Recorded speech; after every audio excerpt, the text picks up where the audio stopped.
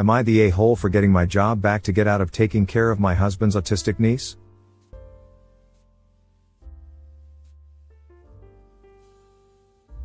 My husband 30M became the legal guardian to his sister's daughter 17F 2 months ago.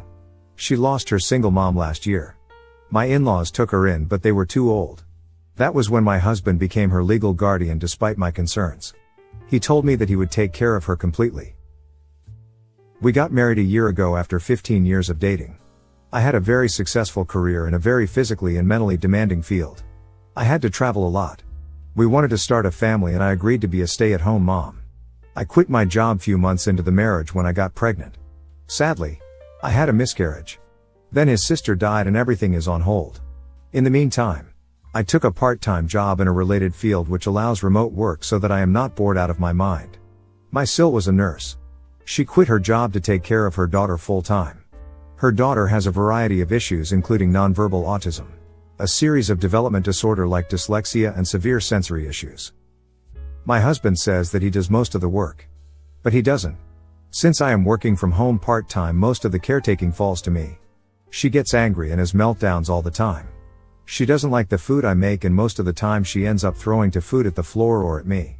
I am at my wit's end and it is just so emotionally exhausting. Around December 15th, my husband was working late and asked me to take care of dinner. She is very picky about food. The slightest change in texture or taste from what she is used to can cause a meltdown. She threw the plate at my feet and I ended up bleeding.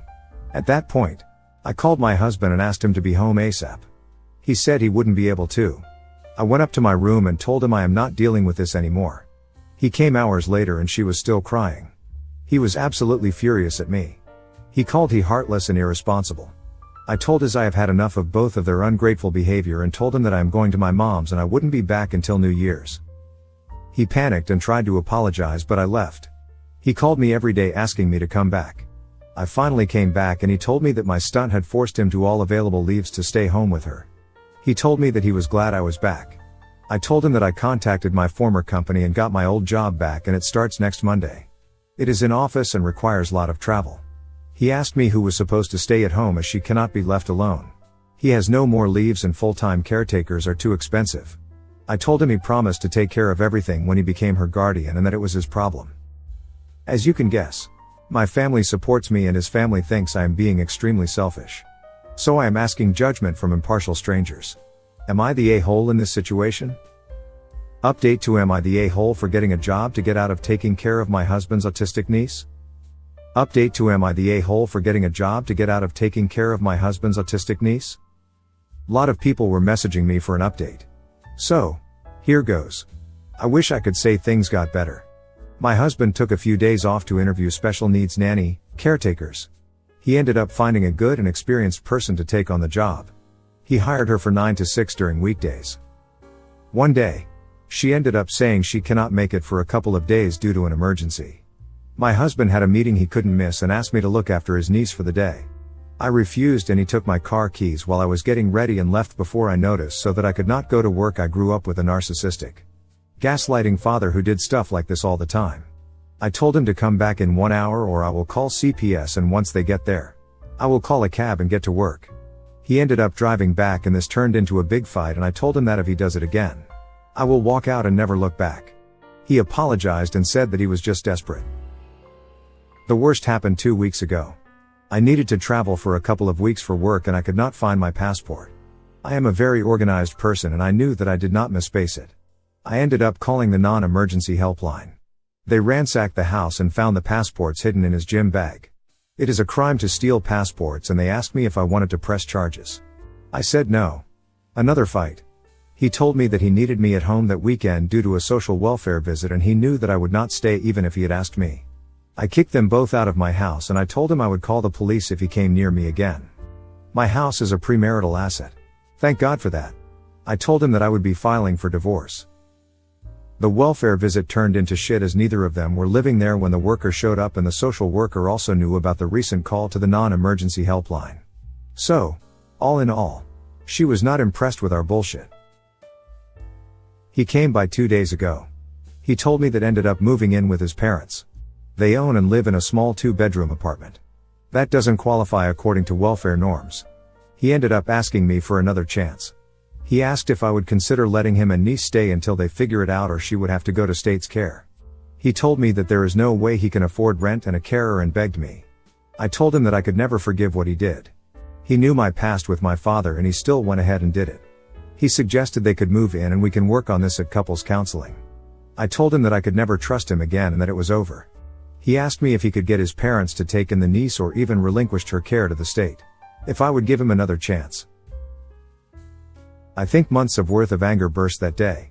I told him that even though it may appear as if the problem between us is niece, it was actually him. He didn't ask me before taking her in.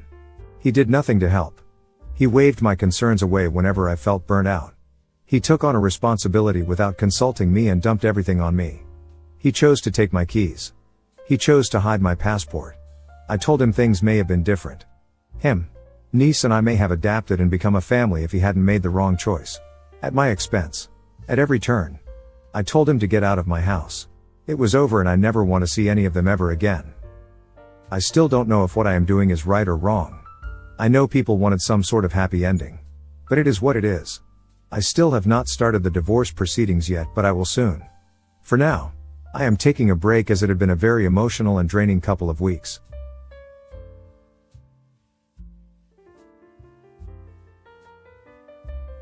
Am I the a-hole I wouldn't let my cheating wife talk to our son on his birthday?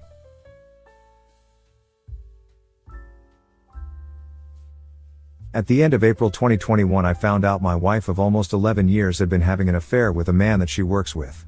She told me she didn't know why she had done it as she wasn't attracted to him and didn't have feelings for him at all, she just did it for the attention.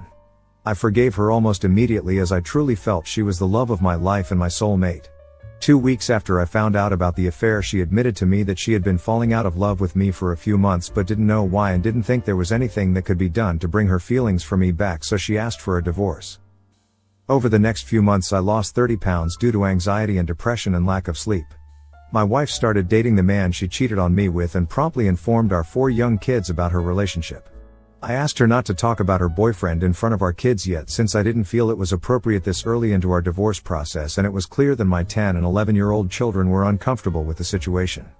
My wife even tried to force our kids to FaceTime with her new boyfriend a month ago, and it made my oldest son so uncomfortable that he hid under his bed sheets.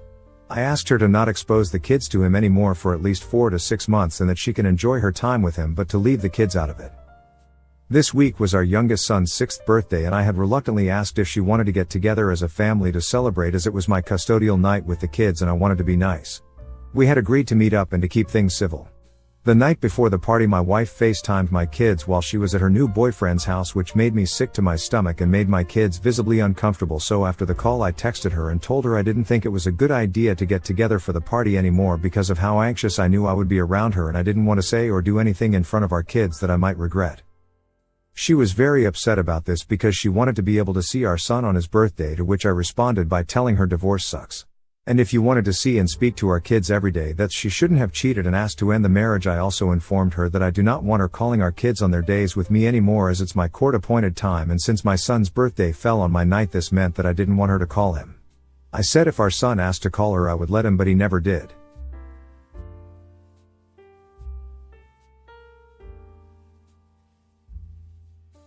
She tried to get her attorney involved, but he told her there's really nothing legally wrong with my request and not much he could do.